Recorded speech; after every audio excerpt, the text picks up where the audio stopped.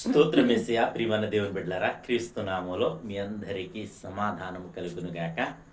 ఆమేన్. ప్రతి దినము దేవుని వాగ్దానం అనే ఆత్మీయ చక్కటి కార్యక్రమంలో మిమ్మల్ని ప్రేమపూర్వకంగా ఆహ్వానిస్తున్న దేవుని బిడ్డలారా, ఎలా ఉన్నారు? బాగున్నారా? ఉదయాన్నే లేచారా? ప్రార్థన చేసుకున్నారా? కాసేపైనా దేవుని వాక్యాన్ని మీరు చదువుకున్నారా? ఎందుకంటే మరి దినములు గతించిపోతున్నాయి. మరి ఈ దినం అప్పుడే మరి ఈ నెల చివరి దినాల్లోకి మనం వచ్చి ఉన్నాం. మరొక దినం మాత్రమే మన ముందు ఉంది. మరొక నెలలోకి మనం వెళ్ళబోతున్నాం కనుక ప్రతి ఒక్కరూ ప్రతి దినం సమయాన్ని దినాల్ని మరి వ్యర్థం చేసుకోవద్దు. దేవునికి దగ్గరగా జీవించడానికి ప్రయత్నం చేయాలని మీకు మరలా మీకు తెలియచేస్తూ ప్రతి దినము దేవుని వాగ్దానం అని ఆత్మీయ చక్కటి కార్యక్రమంలో వాగ్దానాన్ని చదువుతున్నాను. 2 కొరింథీయులకు రాసిన పత్రిక 1వ అధ్యాయం 4వ వచనం.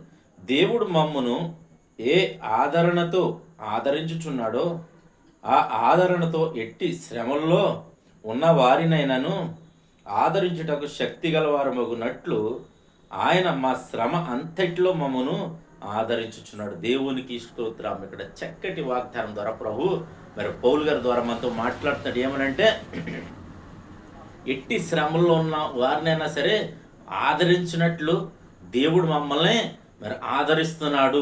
దేవునికి స్తోత్రం. హల్లెలూయా. మరి ఈ దినము మనకు కూడా ఇస్తున్నాడు ప్రభు. ఏంటంటే నువ్వు ఆదరించబడటమే కాకుండా నువ్వు అనేక మందికి మరి నువ్వు అనేక మందిని ఆదరిస్తావని దేవుని వాక్యం మీద సెలవిస్తుంది కనుక మరి పౌలు గారు అనేక మందిని ఆదరించినట్లుగా మనం చూస్తున్నాం. అనేక మందిని మరి దేవుని వైపు నడిపించినట్లుగా చూస్తున్నాం. అదే అనేక సంఘాలు మరి కట్టినట్లుగా మరి మనం చూస్తున్నాం బైబిల్ గ్రంథంలో. కనుక ప్రియమైన దేవుని బిడ్డలారా, ప్రతి ఒక్కరును మరి దేవునికి దగ్గరగా జీవించండి.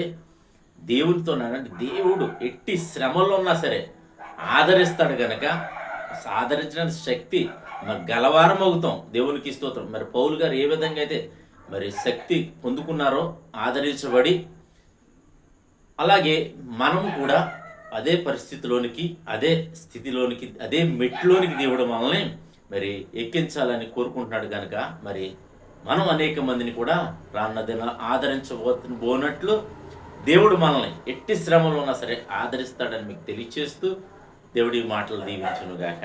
ఆమెను ప్రార్థన చేసుకుందాం. స్తోత్రము తండ్రి, వందనాలు యేసయ్య. ప్రతి దినము దేవుని వాగ్దానం అని ఆత్మీయ చక్కటి కార్యక్రమంలో తండ్రి మీరు ఇస్తున్న వాగ్దానం బట్టి స్తోత్రాలు. ఎంతమంది ప్రజలు యూట్యూబ్ ద్వారా, షేర్ చేయడం ద్వారా, ఫేస్బుక్ ద్వారా ఈ రోడ్డు మార్గం వెళ్తూ చదువుతున్నారో వారందరి జీవితాల్లోనైనా ఈ వాగ్దానం నెరవేర్చండి. ఈ ప్రజలు ఎట్టి శ్రమల్లో ఉన్నా సరే వారిని ఆదరించండి. నాన్నానికి స్తోత్రాలు.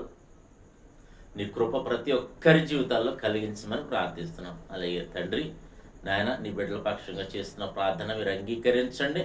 మా గ్రామాన్ని, మా రాష్ట్రం, మా దేశాన్ని కాచి కాపాడమని, అలాగే యవనస్తులకు చక్కటి సంబంధాలు అనుగ్రహించమని, ఉద్యోగం లేని బిడ్డలకు ఉద్యోగాలు మీరు దయచేయమని, చేతి పనులను ఆశీర్వదించమని, అలాగే వృత్తి వ్యాపారాలు లేని వారికి నేను ప్రతి వారికి పనులు కల్పించమని ప్రార్థిస్తున్నాను. తండ్రి ఈ దినం మా గ్రామాన్ని, మా రాష్ట్రం, మా దేశాన్ని కాచి కాపాడమని, మా సరిహద్దుల్లో నెమ్మదిని దయచేయమని, అలాగే భారతదేశానికి నెమ్మది, అలాగే నా తండ్రి నాయకులు, అధికారులు, మంత్రులు, ప్రధానులు అందరినీ కూడా మీరు కాచి కాపాడమని ఈ దినం ఎవరైతే మ్యారేజ్ డే బర్త్డే జరిపిన బిడ్డలందరికీ క్షేమాన్ని, సమాధానాన్ని సంవత్సరం అంతయు నీ దయ కిరీటంతో ఆదరించమని, మీరే మాయం పొందుకొనమని క్రీస్తు నామములో అడుగుచున్నాము తండ్రి. ఆమేన్. నేను నమ్ముతున్నాను ప్రియమందిని బిడ్డలారా, ప్రభు ఈ దినం మనతో మరి నూతనమైన వాగ్దానంతో మాట్లాడిన విధానం బట్టి ఆయన స్తుతించండి, ఆయన కనపరచండి. దేవుడు నిన్ను కుటుంబాన్ని మరి బహుగా దీవించునుగాక. ఆమేన్.